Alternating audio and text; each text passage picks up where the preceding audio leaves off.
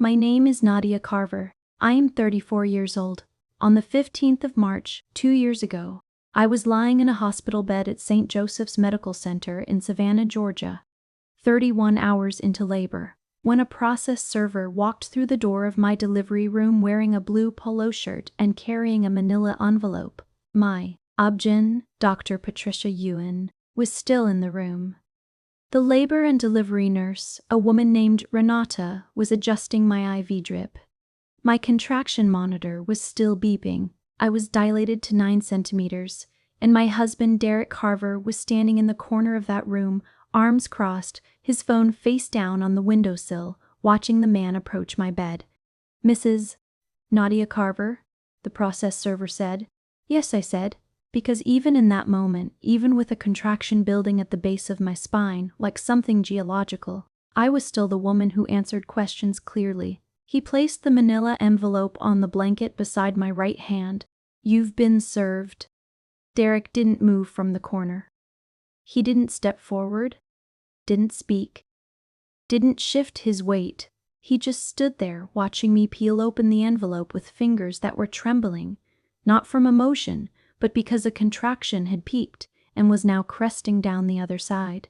Inside were divorce papers, our marriage of 6 years, filed to be dissolved in the Chatham County Superior Court. The stated reason was irreconcilable differences. The file date was the 13th of March, 2 days prior, a Wednesday. I looked at Derek across that room. The space between us was maybe 15 feet. It felt like the length of a life. "I wanted you to know before the baby came," he said, "so you wouldn't have any confusion going forward." Dr. Ewan told him to leave. He left without argument, which told me everything about how rehearsed this moment had been. The nurse Renata squeezed my hand with both of hers, and I could tell from the set of her face that she had seen terrible things in this room before, but that this was a new category of terrible. I did not cry. I did not scream. I did not make a single sound that wasn't related to the labor at hand. I just breathed through the next contraction and looked at the white ceiling tiles and bought a small black flash drive sitting in the bottom of my winter coat pocket. In the closet of the home we shared on Telfair Square, with 37 files on it that Derek had never once considered I knew existed.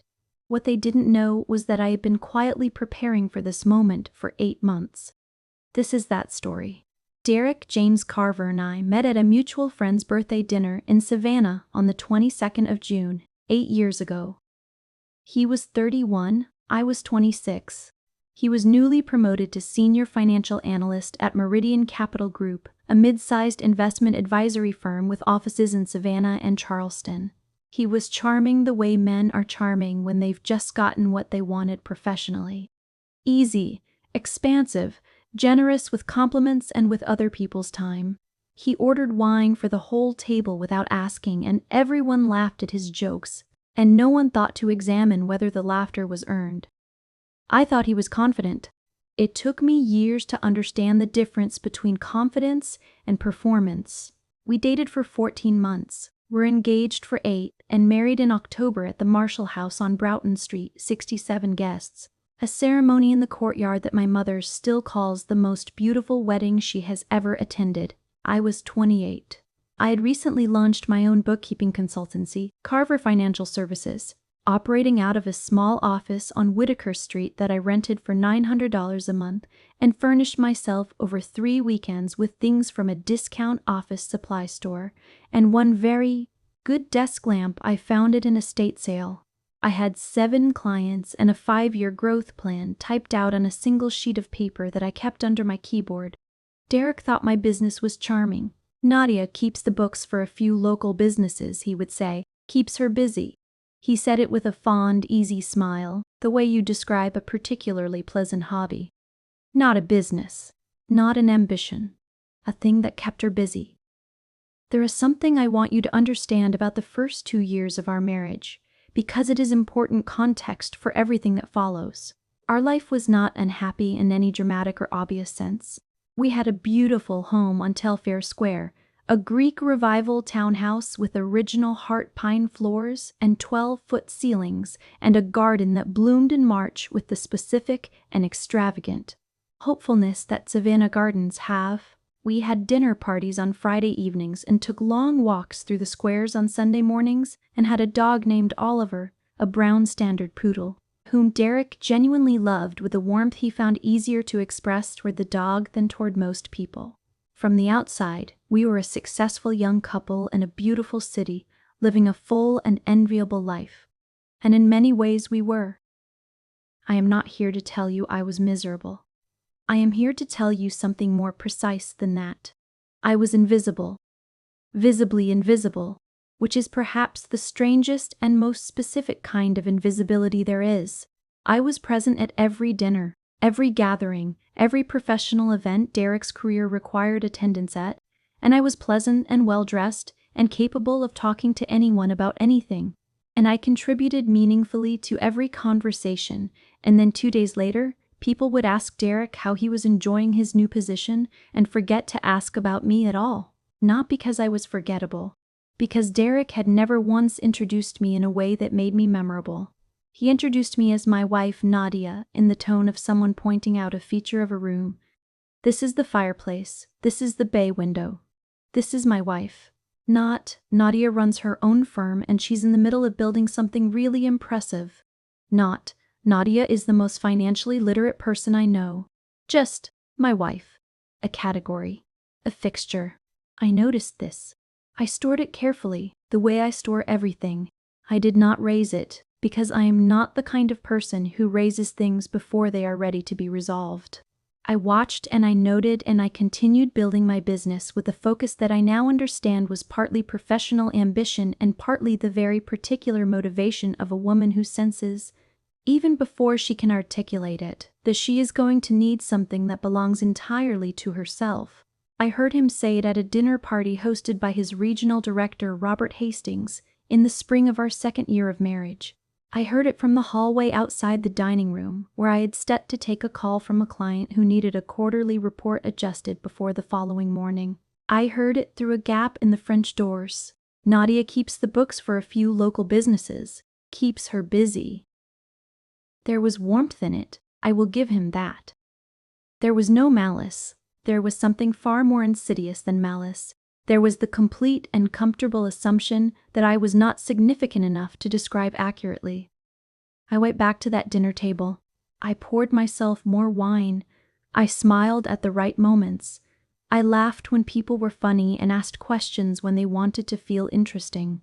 And on the drive home that night, I sat in the passenger seat of Derek's car and watched the streetlights pass, and I thought, with a calm that surprised even me, that I was going to need to be ready to stand alone, not because I was certain the marriage was over, because I understood, for the first time and with complete clarity, that I had been building my life on ground that had never been surveyed. That was the first clear sign. There were others, and they accumulated the way small expenses do, each one too small to alarm, but devastating in aggregate when you finally run the total. In our third year of marriage, Derek developed a habit I noticed and filed away without comment. He would take phone calls in the garage, not the back porch, not the home office, not even the backyard where he sometimes sat in the evenings. The garage with the side door pulled shut and the main door down. The calls usually occurred between 9 and 11 at night, after dinner, and he would announce them as casually as a man announcing he was going to check the tire pressure. "Think I'll go check on the car?" he'd say, or need to make a quick call about the Donaldson account. He would be gone anywhere from 20 minutes to an hour. When he came back, he was lighter. The way people are when they've just spoken to someone they're excited about, when the conversation is still warm in their chest. I noticed this for approximately 4 months before a name appeared. The name was Paige Holloway. She was 28, a client relations associate at Meridian Capital Group, hired 14 months before Derek served me those papers. She had been brought in to manage a portfolio of high net worth clients in the Savannah and Hilton Head territory, and by all accounts, she was gifted at her work. Derek mentioned her occasionally, casually embedded in the ordinary texture of his workday updates. Paige pulled together a great presentation for the Whitmore account. Paige is really sharp, honestly. She could run her own firm in 5 years. That last one, he said with a particular kind of admiration, the unguarded kind, the kind that doesn't know it's revealing anything. He had never once spoken about my firm with that tone. I had grown from 7 clients to 23 over 4 years, and he had not once described my work as sharp. I was 5 months pregnant when I understood it was not professional admiration. On the 2nd of July, a Thursday, I drove to the Meridian Capital Group office on West Bay Street to drop off a lunch bag Derek had left on the kitchen counter. He hadn't responded to my texts, and I was passing the building on my way back from a client meeting, so I stopped. The receptionist buzzed him from the front desk. I waited in the lobby for 12 minutes, sitting in one of those gray upholstered chairs they put in corporate lobbies to make waiting feel professional. When Derek finally emerged from the hallway leading to the conference rooms, Paige Holloway was 2 steps behind him. Her lipstick was freshly applied. I noticed this because I had met her once before, at a company dinner the previous autumn, and she had not been wearing any lipstick then. I noticed it the way I notice everything. Quietly, without reaching for meaning before the meaning presents itself. Derek introduced us with these exact words. "Paige, you remember my wife." Not, "This is Nadia." Not even my first name. My wife. A category. A position in a roster. Paige smiled and extended her hand and said something pleasant and unmemorable, and met my eyes with the particular steadiness of a person who has made their peace with something. Her handshake was firm and direct. She was not afraid of me. I registered that too. I gave Derek his lunch. I said it was good to see her. I walked to my car and I sat in the parking structure for 18 minutes with the engine off. I did not cry. I did not call anyone. I sat there and I let the information settle, the way you let a document load, giving it the time it needs to fully render before you try to read it. And what it rendered into was not devastation. It was a plan. More specifically, it was the moment a plan that had been forming in the background of my consciousness for months suddenly acquired a shape and a timeline and a first step. I drove home and made dinner and said nothing. That night, after Derek fell asleep, I sat at my desk in the home office with the door closed and a glass of water I didn't drink and a yellow legal pad. I wrote 2 columns. Left column, what I knew. Right column, what I needed to know. The garage calls. Paige Holloway, 2 steps behind him, fresh lipstick. The name appearing in too many sentences. 5 months pregnant, a daughter, a due date of the 14th of November. My business generating revenue that Derek had never asked the exact number on. Our joint account, which I managed jointly in the sense of having full access, but which Derek administered in the sense of making all the transfers and payments. A transfer I had seen the previous February while reconciling a medical copay. $62,000, outgoing, to an entity called MCA Consulting LLC. I had searched MCA Consulting LLC in February and noted the registered address was a mailbox store on Abercorn Street. At the time, I had told myself it was a legitimate investment vehicle, a deal he was working. Sitting at my desk that night in July, I opened my laptop and I searched it again, more carefully this time. The registered agent was a name I had never heard. The date of incorporation was 11 months prior. There was no website. There was no digital footprint of any kind beyond the Secretary of State registration. There was no business. I closed the laptop. I sat very still. Then I opened a new browser window and I searched for the name of every family law attorney in Savannah with a rating of 4 stars or above and a record of complex financial cases. By midnight, I had a list of 6 names. The name at the top was Vivienne Rhodes, Bull Street, Savannah. I wrote it on the legal pad, circled it once, and went to bed. I made an appointment with Vivienne Rhodes for the following Thursday at 9:45 in the morning. I told Derek I had a prenatal checkup, which was also true. I scheduled both on the same day, appointments back to back. Vivienne Rhodes was 51 years old, 5 feet 2 inches, with wire-rimmed glasses and a manner that reminded me of a very good accountant, unhurried, systematic, and constitutionally unimpressed by drama. I sat across from her and laid out what I knew in 34 minutes. When I finished, she looked at me over her glasses for a moment before she spoke. "What do you need from me right now?" she said. I need to understand what constitutes financial misconduct in a Georgia divorce proceeding, I said, and I need to know what standard of documentation makes that case unassailable in front of a judge. She told me. In considerable detail. I took 4 pages of notes in my small, neat handwriting. Specifically, she told me that Georgia is an equitable distribution state, which does not mean equal division. It means fair division based on each spouse's contribution, conduct, and financial circumstances. She told me that financial misconduct, if documented, constitutes a significant factor in the court's determination of what is equitable. She told me that a forensic accountant's report, if prepared correctly, is admissible and carries substantial weight. She told me that any court would look very differently at a spouse who had contributed $347,000 to their own shell company than at a spouse who had built a business and documented every dollar of it. She told me the words supplemental income are not a legal category and have no bearing on how a court weighs a spouse's contribution to a marriage. I wrote that down and underlined it.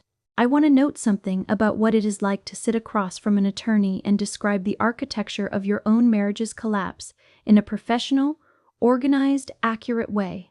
It requires you to hold 2 things at the same time: the emotional reality of what is happening and the practical necessity of it. I held both. The emotional reality was that I was 7 months pregnant, sitting in an office on Bull Street, describing my husband's suspicious behavior and my own growing certainty that my marriage was a structure that had already been vacated by one of its 2 occupants.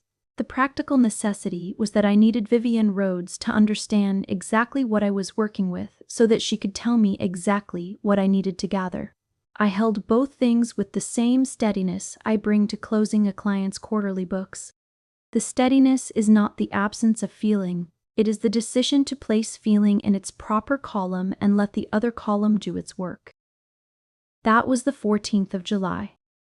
Our daughter Renalise Carver was due on the 14th of November. I had exactly 4 months to build what I needed to build. I want to stop here for a moment, because if you are still watching this and something in this story feels familiar to you, the garage calls, the name that comes up a little too casually, the way your value gets quietly translated into something smaller in other people's sentences, I want you to drop a comment below and tell me where you are right now. Not where you live, where you are. Because the women who find this channel almost never arrive by accident.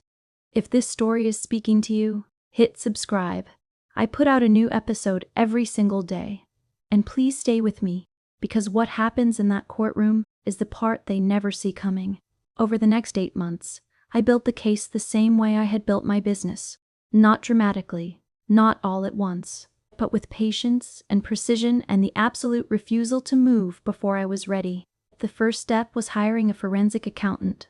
His name was Gerald Obie, and his firm, Obie and Associates, operated out of the 4th floor of an office building on Drayton Street in Midtown Savannah. I had come across his name 3 years earlier while doing research for a client whose business partner had been suspected of skimming revenue. I had filed the name. That is the thing about the way I process information. I file it. I paid Gerald from my business operating account, categorized as professional consultation, which was accurate and therefore unremarkable to anyone reviewing my books, including me. Within 3 weeks, Gerald had traced the MCA Consulting LLC transfer from our joint account and identified 11 additional transfers that had occurred in the same 22-month period, all routing through the same shell entity. The total figure from the joint account alone was $347,000. This was money Derek had been moving out of our marital estate and funneling into a pass-through structure that ultimately paid into a personal account held in his name at a credit union in Bluffton, South Carolina. A credit union whose existence I had not known about, whose account I had never seen, whose statements had been arriving at Meridian Capital Group's office address. Gerald walked me through each transfer in a single 2-hour session on a Tuesday morning in August. He had printed everything on white paper in a clean tabular format, the way forensic accountants do when they want the numbers to be impossible to misread. He set the pages in front of me one at a time in chronological order, going back 22 months, and I read each one. The dates, the amounts, the routing numbers, the receiving entity, 62,000 in February, 41,000 in April, 88,000 in June of the following year, the largest single transfer routed on a Friday afternoon at 4:53, just before the end of the banking day, each one labeled in our joint account, records with a description Derek had typed himself: investment vehicle, consulting retainer, advisory fee. Each description technically coherent enough to pass a casual scan, each description a lie. The joint account transfers are significant, he said, but I need you to understand there's a second tier to this. The second tier was Meridian Capital Group. Derek had spent 26 months using his position as senior financial analyst to redirect fractional percentages of client portfolio management fees, small enough in each instance to avoid triggering the firm's automated compliance alerts, but consistent enough across hundreds of transactions to accumulate into something that Gerald calculated at $1,214,000. These funds had moved through the same MCA Consulting LLC structure and into Derek's Bluffton account. He had been stealing from his clients, from individuals who had trusted him with their retirement savings, their children's college funds, their futures. He had been doing it methodically, systematically, and for over 2 years. This goes beyond civil litigation, Gerald said. Wire fraud, minimum, potentially a RICO pattern if the prosecution looks at the structure. I understand, I said. You'll need to involve the FBI at some point, he said. I know, I said. Not yet. The flash drive came into my possession on a Saturday in late August, the 22nd of August. Derek had told me he would be in Hilton Head for a golf outing with colleagues. I had confirmed through our shared family calendar, which he had grown careless about maintaining with any accuracy, that no such outing existed. There was, however, a hotel reservation confirmation that had been forwarded from his personal email to his work email, which I accessed using credentials he had asked me to use 2 years prior to check a message while he was driving, and which he had never changed. The reservation was at the Omni Hilton Head Oceanfront Resort, 1 room, 2 guests. I drove to the Meridian Capital Group office on West Bay Street. It was a Saturday morning in August, the building largely empty except for the weekend security guard at the lobby desk, who recognized me from the half-dozen times I had dropped things off for Derek over the years, and who nodded me through with no conversation. I used the backup keycard Derek kept in his home desk drawer, the one left over from a period of remote work during which I had dropped off files for him 3 separate times, and which he had asked me to return and then forgotten about when I didn't. I took the elevator to the 4th floor. I walked to Derek's office, a corner office with a view of the river that he had earned through what I was now understanding was a combination of genuine skill and deliberate theft. His laptop was on his desk, which was typical for weekends. He usually worked from a tablet at home and left the work machine at work. His password was a combination I had watched him enter hundreds of times. I did not look through his emails. I did not open his calendar. I did not touch the client files. I opened a single folder that sat plainly on his desktop, labeled MCA, in black text on a cream icon, as casually as if it were a project folder for a neighborhood contractor. Inside were 37 files, transfer records matching the structure Gerald had mapped, LLC formation documents with signatures, a series of communications between Derek and a man named Harlan Voss, a financial broker operating without a current SEC license, detailing the mechanics of the pass-through arrangement with a specificity that made it read less like correspondence and more like a confession already written, and a series of email threads between Derek and Paige Holloway. They were not professional. They had not been professional for approximately 14 months. I inserted the flash drive I had brought in my coat pocket. I copied the entire folder.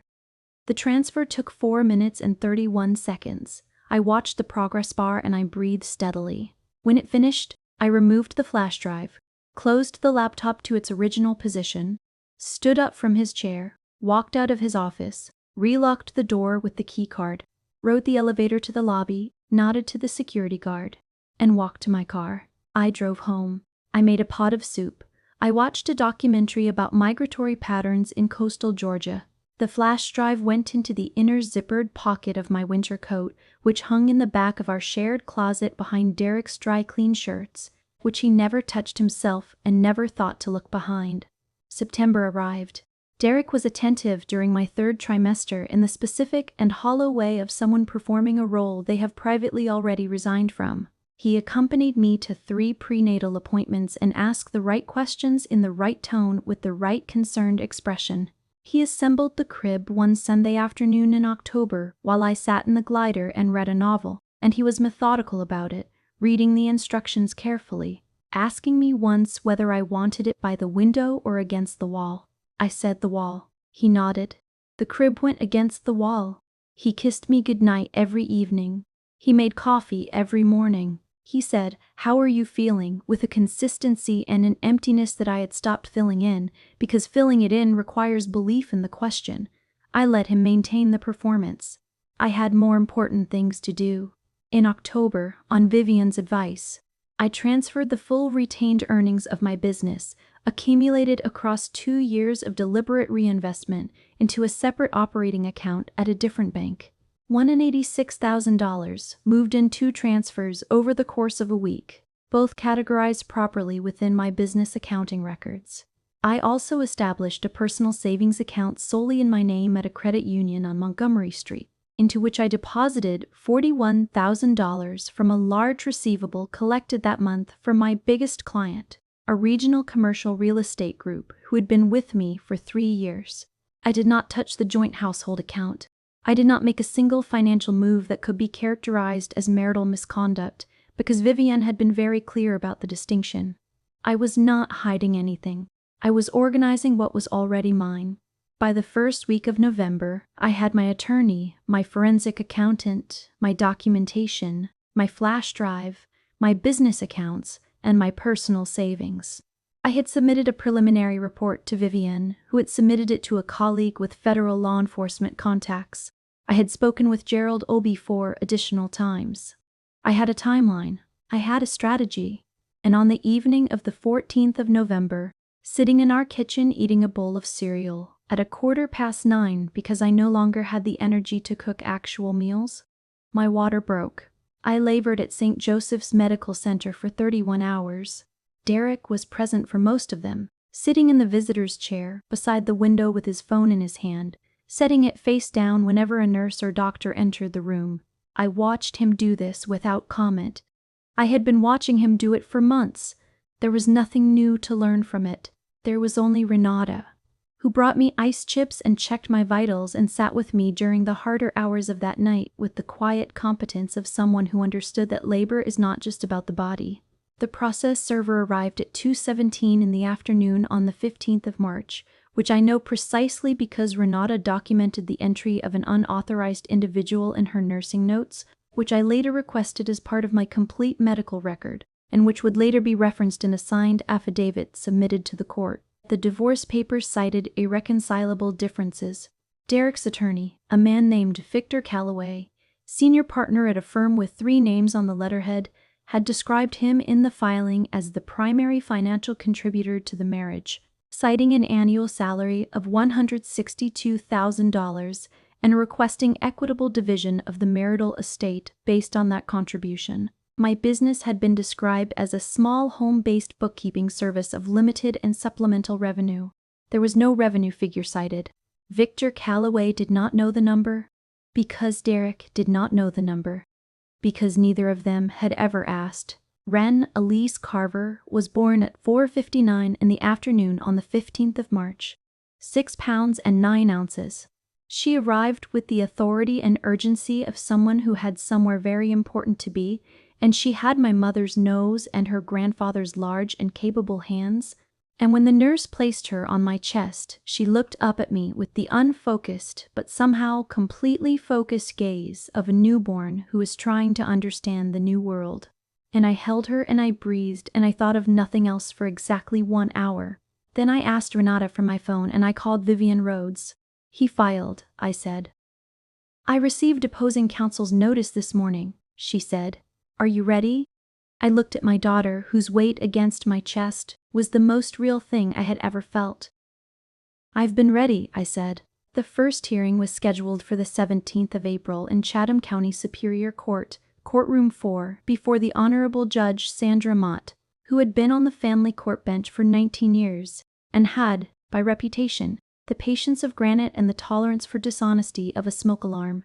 Victor Calloway arrived in a charcoal suit with a leather briefcase and the bearing of a man who expected to be standing in a shorter hearing than this would turn out to be. He had prepared a clean financial narrative: primary earner husband, modest wife's income, reasonable division of the marital home at Telfair Square, which had been appraised at $860,000, modest spousal support. He used the word modest 3 times in the first 4 minutes of his presentation, and I counted each one. Vivian Rhodes arrived with 3 document binders and a USB-C adapter and a calm that was, by now, entirely familiar to me.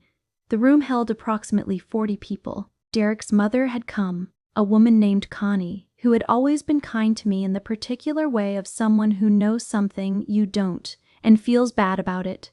Derek's brother was there. 2 colleagues from Meridian Capital Group sat in the back row, presumably as character references or moral support. I could not tell which. The court reporter was at her station. A family law clerk sat near the bench, and Derek himself sat beside Victor Calloway at the respondent's table in a dark navy suit, and he looked composed until I walked in with Wren in her carrier. And then something in his jaw changed, a small tightening, and he looked away first. When it was Vivian's turn, she stood and said, "Your Honor, before we address the proposed division of the marital estate, I would like to submit several items of evidence that are directly relevant to the court's understanding of the complete financial picture of this marriage." Judge Sandra Mott, who had silver hair pulled back with the precision of someone who did not waste time on things that didn't matter, said simply, "Proceed." Vivian distributed the binders. She submitted Gerald Obie's forensic accounting report in full, 42 pages of meticulously documented transfers, LLC tracings, account statements, and pattern analysis. She submitted the bank records. She submitted the MCA Consulting LLC formation documents. She submitted the Bluffton Credit Union statements showing Derek's personal account with inflows totaling more than $1.5 million over 26 months. Victor Calloway opened his binder. He looked at the first page. Then he looked at the second. Then he looked at Derek. Derek was looking at the table. Vivian said, "Your Honor, the forensic analysis documents that $47,000 was diverted from the parties' joint marital account into a shell entity exclusively controlled by the respondent over a 22-month period.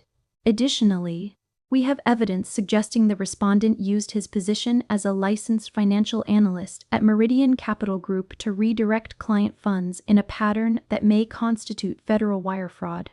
We are submitting this to the court today." A parallel report was filed with the FBI's Atlanta field office this morning at 9:45. The room was not large. It held perhaps 40 people. Not one of them was breathing loudly. Judge Mott said, "Counsel, can you speak to the evidentiary source for the data in this forensic report?" Vivian said, "Yes, Your Honor." She reached into her briefcase and produced a small black flash drive in a sealed clear evidence bag and held it up so the judge could see it clearly. This flash drive contains 37 files, including transfer records, entity documentation, and communications directly relevant to the conduct described in this report. The files were obtained from the respondent's workplace computer by an individual with lawful access to the premises. Victor Calloway said, "Objection, Your Honor. The chain of custody and provenance of this device has not been established." Judge Mott raised one hand, a single clean gesture, and Victor stopped mid-sentence as if the air had left the room. She looked at the flash drive. She looked at Derek. She looked at Vivienne. A long moment passed in which the only sound was the court reporter's fingers on her machine. And then those stopped too. Judge Mott said, "I'm going to need a brief recess." In the hallway outside the courtroom, I sat on a wooden bench and fed Wren from a bottle I had packed that morning. Vivienne sat beside me reviewing her notes. We didn't speak. There are moments in a life when silence is not emptiness, when it is in fact the most complete and sufficient thing available, and this was one of those moments. I sat on that bench in the Chatham County Courthouse, and I fed my daughter, and I listened to the hum of the fluorescent lights, and I felt, for the first time in a very long time, entirely at rest. When we returned to the courtroom, something in the temperature had changed. Judge Mote's expression had not altered in any dramatic way, but there was a purposefulness to how she settled into her chair that had not been there before. Derek's colleagues in the back row were no longer sitting with the relaxed posture of men who expected to leave early. Connie, Derek's mother, had both hands folded in her lap and was looking at no one. Victor Calloway requested a 30-day continuance. Judge Mott granted it. Before adjourning, she looked directly at Derek Carver, not at Victor Calloway, not at her notes, but at Derek himself, and said the following words. Mr. Carver, I would strongly advise you to retain criminal defense counsel before your next appearance in this courtroom, in addition to your current civil representation. Derek's face was the color of old paper. His mother covered her mouth with her hand. I picked up Wren's carrier from the bench beside me, and I walked down the aisle of that courtroom and out through the double doors and into the April morning air, which was warm and smelled of the river and the Bradford pear trees that line the squares of this city in spring. I did not look back, not because I was performing composure, but because there was nothing behind me that I needed to see. In the weeks that followed, Victor Calloway's office called Vivienne's office with a settlement offer, then another, then a third. The first had included a provision requiring me to surrender the flash drive and all related forensic materials as a condition of settlement, which told me everything about what Derek and his attorney understood was the gravity of what was on it. Vivienne declined without a counter. The second offer removed the flash drive provision.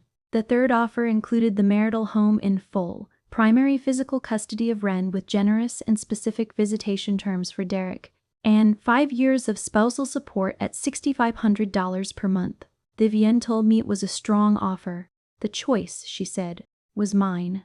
I sat with it for one evening in the house on Telfair Square, Wren asleep in her room, the city quiet outside the green shutters, and I thought about what I wanted.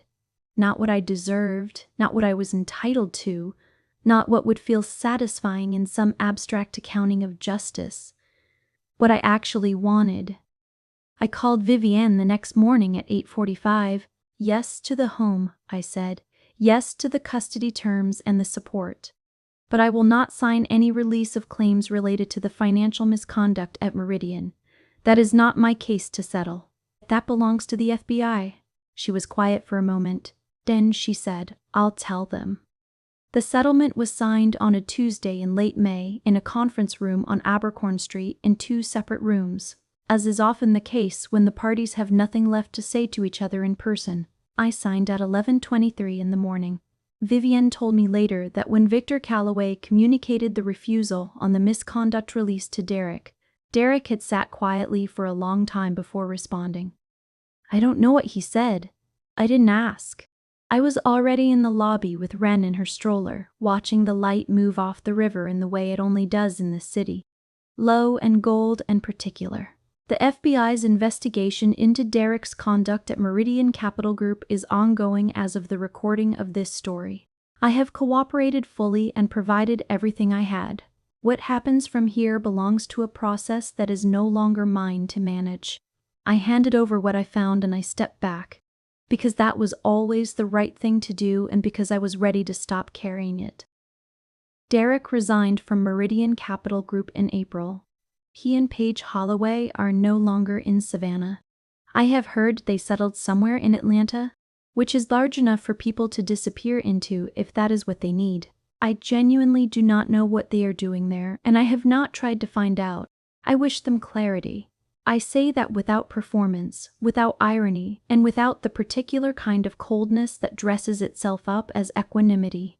I wish them clarity the way you wish a difficult season to end. Not because you want to witness its ending, but because everything deserves to resolve.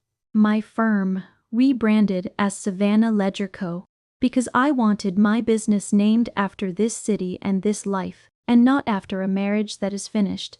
now serves 44 clients, including 2 nonprofit organizations, a regional developer, and a small restaurant group that came to me after a referral from one of my earliest clients. We generated $327,000 in revenue last year. I have 2 part-time employees and a third position I am currently hiring for. I live on Telfair Square in the house with the green shutters, which is entirely mine, and which in the mornings catches the light in the way that old Savannah houses do, obliquely, warmly, as if the light has been through something and arrived gentler for it. There is a routine I have now that I did not have before, and I want to describe it because I think it captures something about what the last 2 years have actually felt like from the inside, which is different from how I imagine they look from the outside. Every morning before Ren wakes up, I make a pot of coffee and I sit at the kitchen table with my laptop and my planner, and I work for 45 minutes in the quiet of a house that is entirely, completely, comprehensively mine. The mortgage is in my name. The utilities are in my name. The dog, Oliver, whom I kept in the settlement because he had always been more mine than Derek's despite Derek's affection for him, sleeps at my feet. No one calls from the garage. No one sets their phone face down when I enter the room. No one describes my work as supplemental. I describe my work as substantial because it is. $327,000 in revenue last year. 44 clients. A reputation in this city that I built one accurate quarterly report at a time. I do not say this to perform triumph. I say it because I spent 6 years in a house where my professional life was described as a hobby, and I want anyone listening who is living in that same house, metaphorically or literally, to hear what the other side of it sounds like. It sounds like a table to yourself, and coffee you made the way you like it, and a number you know by heart because you watched every dollar of it arrive. Ren is 14 months old. She crawls with a sense of urgency and direction that suggests she already knows exactly where she is going, even when she is moving in a circle. She woke up one morning last week and sat at the window and clapped her hands at the light. Just the light. Just the ordinary light coming through the glass on a Tuesday. And I watched her do it, and I thought about that delivery room. About the paper on the blanket beside my hand. About Derek standing in the corner. About the contraction monitor beeping steadily through the whole of it, indifferent and accurate. I thought about the flash drive in my coat pocket.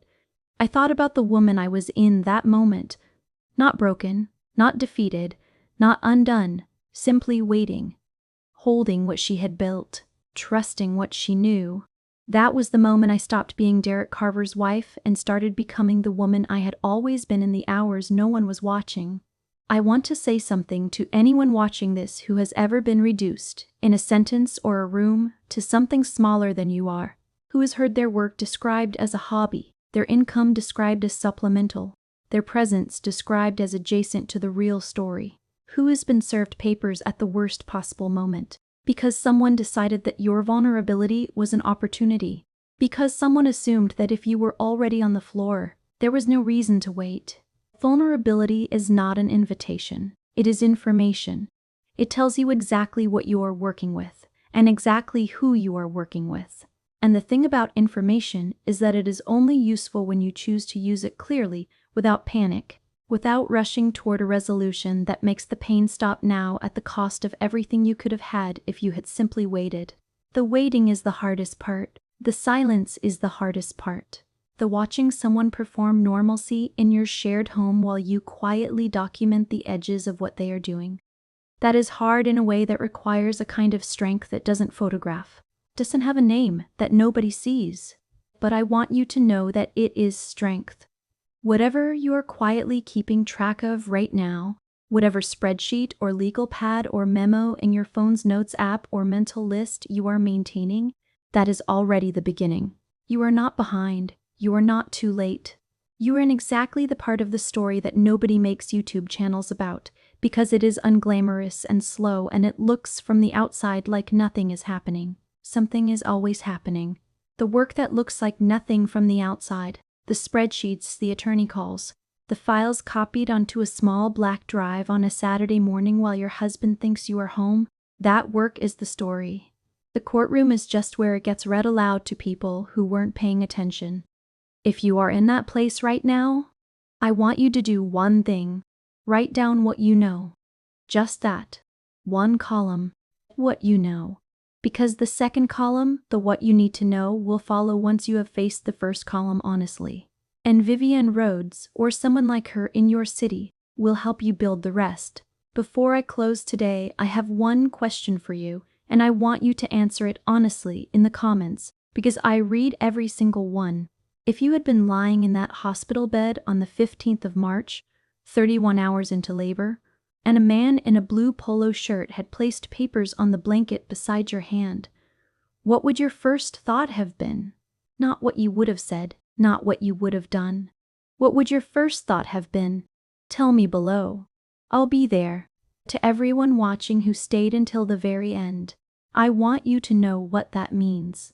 Not in the abstract way we thank people, but specifically you gave your full attention to a story that asked something real of you. You could have clicked away at any point, when the forensic accounting numbers got detailed, when the courtroom got slow, when the philosophical reflection at the end started to feel longer than you expected. You stayed. That choice is not small. The women who stay for the whole story are the ones who are ready for something. I don't know what you're ready for, but I think you do. Every day on Revenge Chronicles, we bring you a story exactly like this one. A woman who was underestimated, who said nothing, who built something in silence, and who let the results speak in a room full of people who expected nothing from her. Some of these stories will mirror your life exactly. Some will give you language for things you have felt but not been able to name. Some will simply remind you that you are not alone in what you are carrying, and that what you are carrying, handled with patience and precision, can become the foundation of something extraordinary. Subscribe if you haven't yet. New stories go up every single day.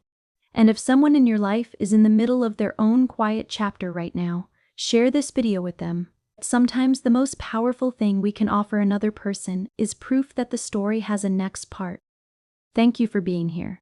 I'll see you tomorrow.